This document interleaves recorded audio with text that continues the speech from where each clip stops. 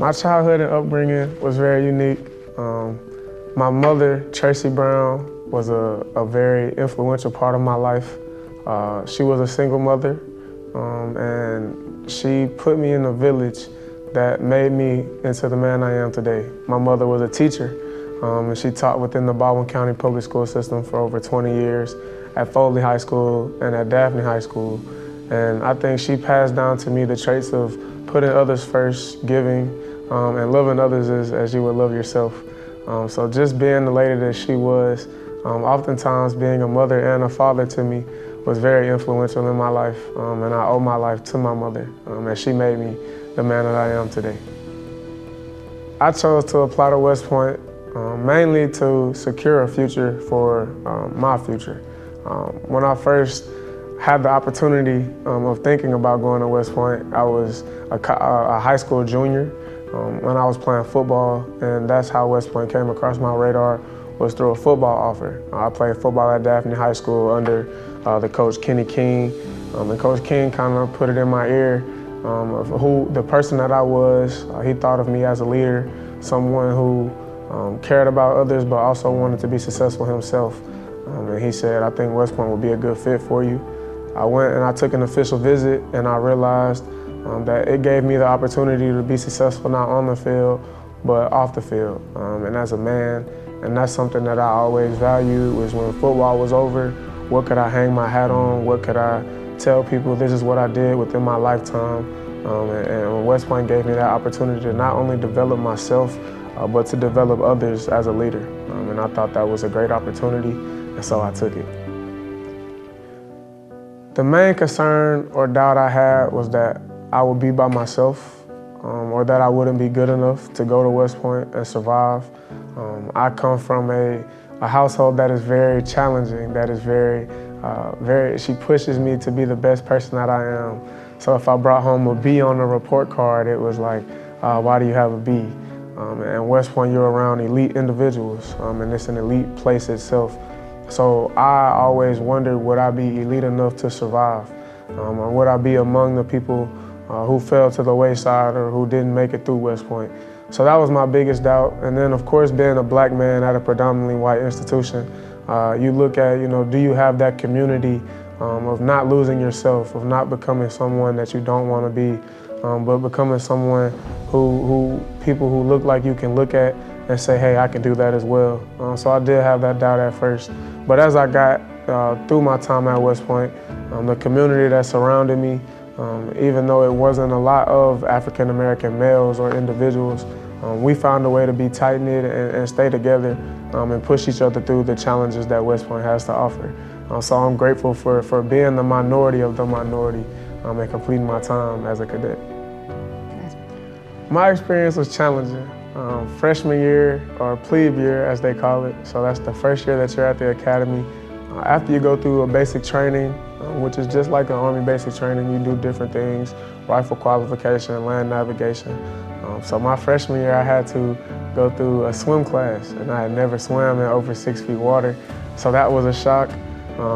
Academically, I struggled because being a football player and being a cadet, I wasn't ready for that, and I should have took the opportunity of going to prep school or the preparatory academy, which prepares you more for being a cadet. And so I started to use my resources. I had to go to a lot of extra help within the school to make sure that I was, doing the things that I needed to academically and militarily, because, I didn't come from a military background. And that was one thing that was also a shock to me, was the demands of being academically successful and militarily successful, and also trying to be successful on the football field. So that was my biggest challenge, and balancing everything was definitely something that I look back and it's made me a better man. It's taught me how to do different things and manage my time well. So I'm thankful for that, but I would say that was the biggest challenge, was just understanding how to balance everything and do what I needed to do on time. Some of the challenges I faced racially, I wouldn't say that there were times where you were discriminated upon directly, but you would see different things. Like sometimes I might have been the only black cadet within my class, In the class of 15, I might have been the only black male, or within my company, I might have been the only black male within my class that I could room with another black male. Well, luckily, I thank God that I did have a black male within my company that I did room with. But I wouldn't say the challenge was always just finding a way to constantly put yourself around like-minded individuals who were African American. And football allowed me to do that. A lot of football players were African American. But branching out and seeing other people within the school. So like the African American community, we did different things such as, everybody just link up and just have fun on the apron, or we'll go play spades or do something like that to keep ourselves around one another. But I would say that was the biggest challenge, was just not feeling alone, especially academically and militarily. But I thank God that we were able to come together and like I said, help see each other through the challenges that we faced at West Point as cadets. The military culture at West Point, I would say it aligned with my beliefs because of the structure that it provided me. So when I was making my college decision, I told my mother that I didn't want to go someplace where I felt like I would have too much freedom, because I did want to have the opportunity to see what I started through. And West Point allowed me to do that, especially with the background that Tracy Brown instilled in me, which was one of, what you do within the house, you do within the house. It's a time and place for everything. And West Point keeps you along the same lines. Certain things that you can do, you have certain freedoms, but you can't let that affect what you're doing as a cadet or what you're doing as a future officer. And so I would say the values of structure, of discipline, of respect, of honesty, of integrity, the things that my mother instilled in me and that the village that she placed me in instilled in me, West Point allowed me to carry those on, especially the instructors and the people that were a part of my West Point village, and I'm thankful for that. What it meant to me as a black male to wear that uniform was to remember the people that came before me. So being a part of the Omega Psi Phi Fraternity Incorporated, we learned about Brigadier General Charles Young, who was one of the first black graduates of West Point. And the things that he's done within his lifetime, his military career, how influential he was, being as diplomatic as he was. And you look at different people like Brigadier General Landis Maddox, who's currently a general in the U.S. Army right now, who's also a graduate of West Point. I look at Colonel Archie Bates, who was an instructor at West Point and still is. The things that they do, just being that figurehead of being a black male specifically, to graduate from West Point and to go into the Army and do great things, to me that was a sign of respect, that I was able to wear the uniform of those individuals and of other black individuals who have graduated from West Point. So just to have that honor to be the person to walk in their footsteps and then to blaze my own trail as a black graduate from Baldwin County and being one of the first black graduates from Daphne High School to graduate West Point is a very esteemed honor and one that I'm thankful for. The impact that I'm hoping that I have on future black cadets and students of color is just being a figurehead of the person that if I did it, then you can too. I went, and it's funny, when I come back home, I try to go see different schools, and schools that I grew up in specifically, and try to be that person that I wasn't the best kid in college or in school growing up. I was very rambunctious. I looked for attention in certain places, and I got in a lot of trouble coming up through school, and my teachers will say that as well. And so to go back and see those teachers and tell them, this is what I did with my life, and I know that you have students that you might see who were like me, that a lot of people wrote off early, and a lot of people didn't have a certain confidence in that they would make it. I had a 7th grade teacher who told me if I kept going on the route that I was going to end up in jail. And I know that it's teachers and it's people out there and it's cadets and students who will go through that same thing. And I want them to realize that if I'm the person from a little town in Baldwin County, Alabama, and I was able to graduate from a very prestigious academy such as West Point, then you can too. There's nothing that you can't do. And if you need someone to look at and be like, well, I don't know if it's possible. I don't know if somebody like me has done that. Somebody like you has. And he's grateful for the opportunity to be able to pour back into you and tell you that you can. I was blessed to be very smart. My mother was an educator, as I said, and so I think I got a lot of her genes in terms of intelligence and just understanding, different concepts in school. But I did have a problem with what to do with my free time when I was done, and that was a problem that I saw all the way through 7th and 8th grade. And it wasn't until a principal, Miss Tiffany Irby, she goes by Miss Calicetti now, she's newly married, but she told me, I will not let you be the child that goes to the wayside. I believe in you, and I wish more teachers would have told me that earlier. But when she did, my mom always told me that if you have someone who believes in you, the last thing that you want to do is disappoint them.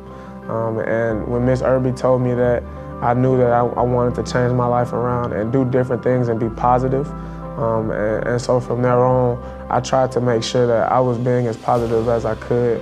I was able to hit a growth spurt, so I started being more of a figurehead within my school and my community on just what to do. I thank God that I've never drank or smoked or put myself in a position to where my mother had to either come get me from the jailhouse or come see me and be able to put me in the grave. So just having those people in your life that tell you that you can do things, that's the type of person that I want to be. And no matter who tells you that you are not anybody, you are somebody. And that's what I want the future generation to understand, is no matter what situation that you're in now, you have a possibility, you have the opportunity to change that. And the possibilities that what you can do with your life are endless. So.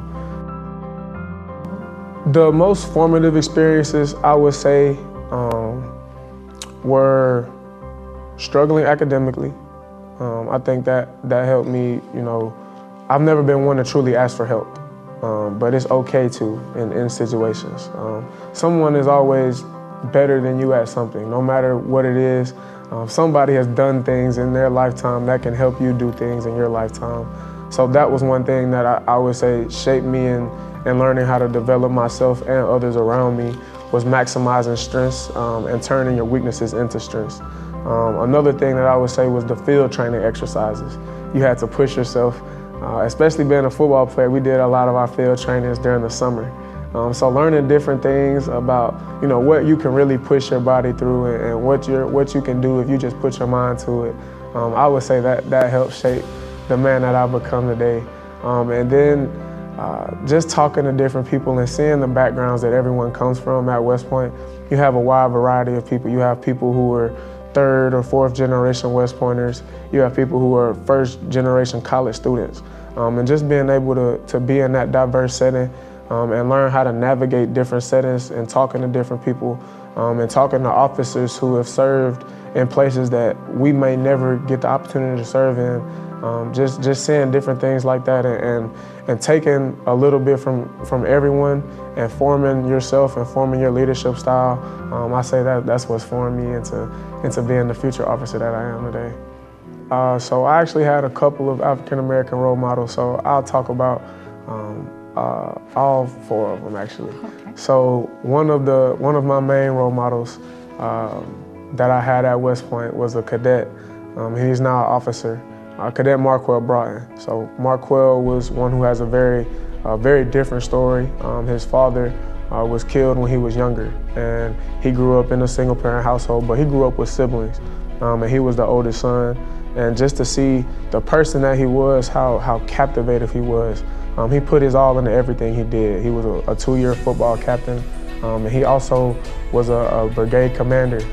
And to see the time and the effort that he put into being the best person that he was, because he was one freshman and sophomore year where he felt that he wasn't the best version of himself.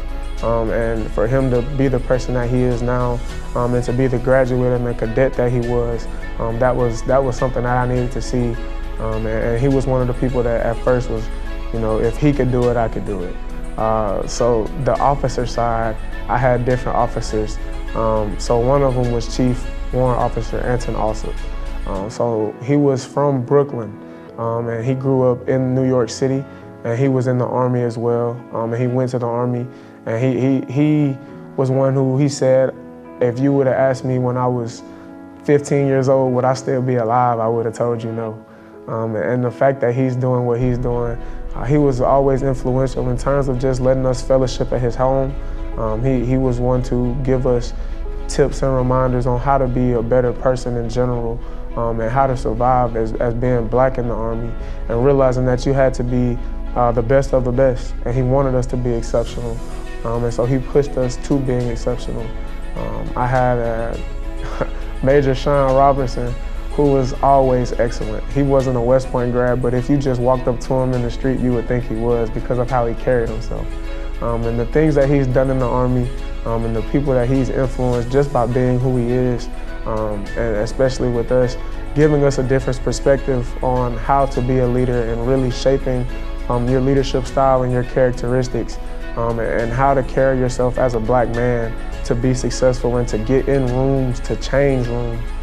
That was something that he doesn't know it, but I'll always take with me. And I would say the biggest person, and I met him when I went on my first visit to West Point, was Colonel Archie Bates. So Colonel Bates is actually from Alabama. He grew up upstate.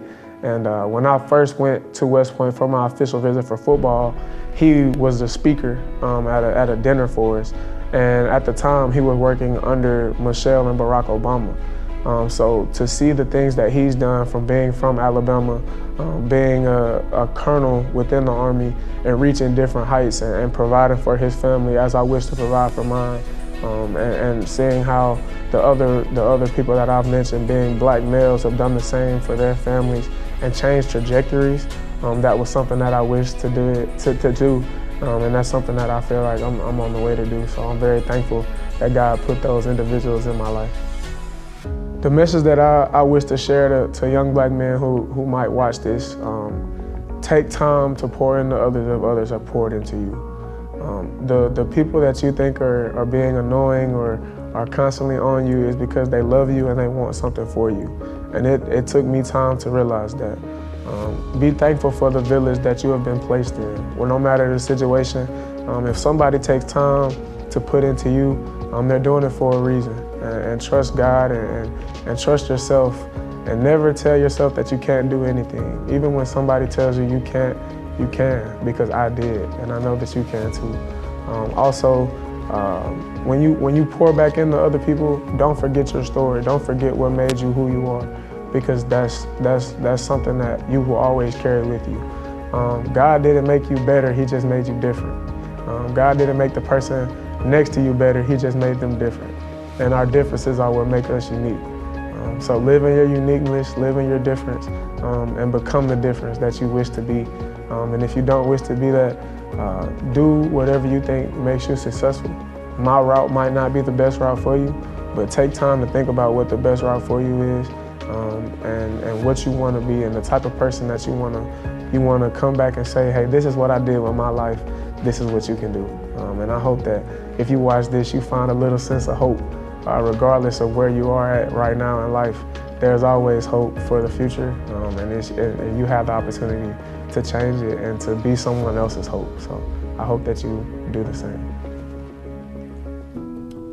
As a black cadet, I think my graduation represents perseverance. You go through different things in your life, especially the things that I went through, and you realize no matter what, you persevered, you did it, you saw it through. And I think just being in different situations and the situations that you will face, if you always remember that you can see it through and that you can persevere, then you will be a representation of that. And my mom always told me, you know, you're a product of perseverance. So I think my graduation just represents perseverance in general. So how does it feel to be an officer, especially from graduating from West Point? It feels like an honor, but it feels like a great sense of responsibility. And that's something that I know and that I was willing to accept. I get the opportunity to lead different individuals from different walks of life. And that's something that I feel like is a great sense of esteem. It gives me a great sense of esteem, but also keeps me humble, and knowing that, you know, people will look up to you and you get to learn from different people. You get to share experiences with different individuals that might not look like you. which is one of the biggest blessings that I think God has given me so far in my lifetime. Just being able to be that person where I might have an 18-year-old African-American male in my platoon or in the unit that I lead, and being able to look at me and say, hey, I got someone who looks like me in a leadership position that's directly related to me. I think that's a blessing. And so with great respect and responsibility do I take the role of being an officer in the United States Army, but with great excitement that I'm filled with, and I'm grateful for the opportunity. The leadership lessons that I think will serve me best, that I've learned at West Point, would be if you're willing to work and put time into something, then the benefits will come to fruition. You might not see them immediately, but someone sees you.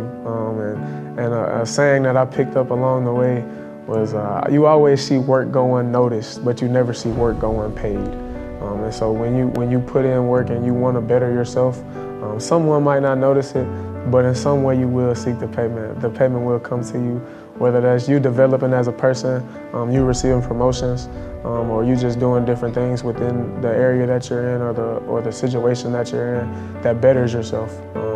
And so I think that's the biggest thing that I've learned is no matter what, keep working, keep your head down, keep grinding, and you'll be on the path that you want to go.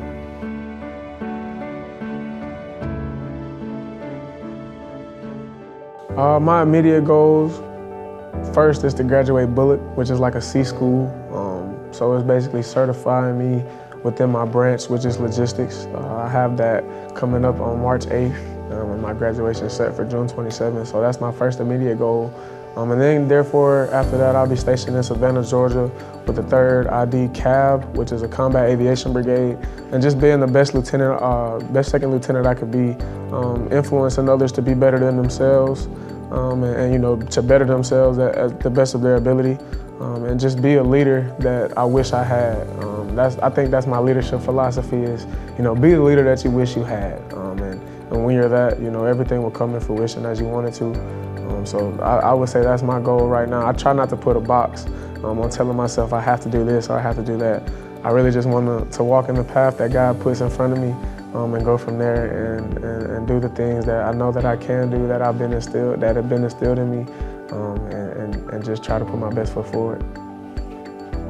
The legacy that I want to leave, I'll start with the military, is that leadership is not a box.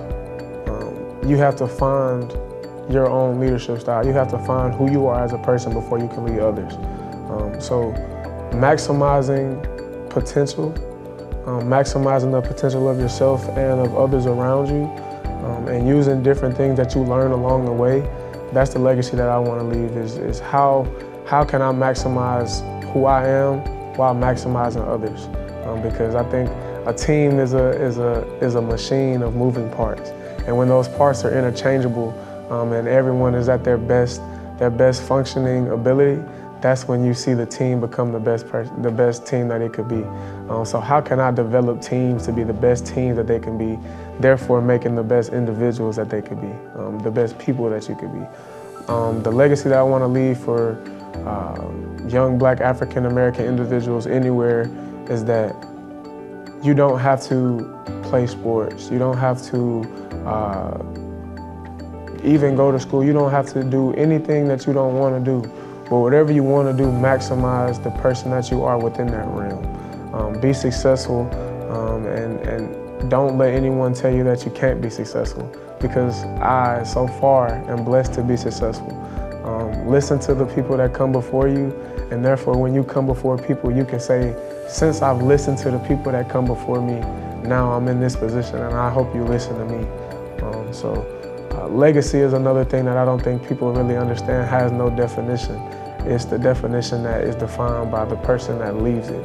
And so I just hope my legacy is one to where it encourages others to lead their own. The advice that I would give to someone who looks like me, if they want to go to West Point, would be people have looked like you before and had those same thoughts, those same discouraging thoughts, those same doubts, and they did it. So there's no reason that you can't. The road has already been laid for you. People will look out for you. People will make sure that you stay on the right track, but you have to be willing to humble yourself. You have to be willing to realize that you might not always be the best in the room, but how can you continuously work to be the best in the room? How can you continuously work to develop yourself, not only as a cadet or as a future officer, but as a man? Because that's what I think the community needs is strong black men of character. And that's what I hope to be, and that's what I know the future generations will be if they continue to walk in the footsteps of the ones who have came before them just as I have. So that's the advice that I would give. The thoughts that I have about becoming almost Black history itself is just thoughts of gratefulness, thoughts of respect, thoughts of honor, just being able to be in the position I'm in, giving all the praise and honor to the Lord and Savior Jesus Christ, because I know without him I would be nothing. Realizing that my mother is a part of Black history because she made me. My village is now a part of Black history because she allowed them to make me into the man that I am today as well. So like I said, paying homage to the people who have come before me. I'm a walking reflection of the people that have taken time to pour into me, and I hope that others see the time that I'm trying to pour into others and they become their own version of Black history themselves. If I could talk to my younger self, I would tell him that you can do it. Whatever that's holding you back, let it go. It's not yours, it's the Lord. I would also tell him be thankful for the bumps in the road that are about to happen because they're gonna make you the man that you will be in the future.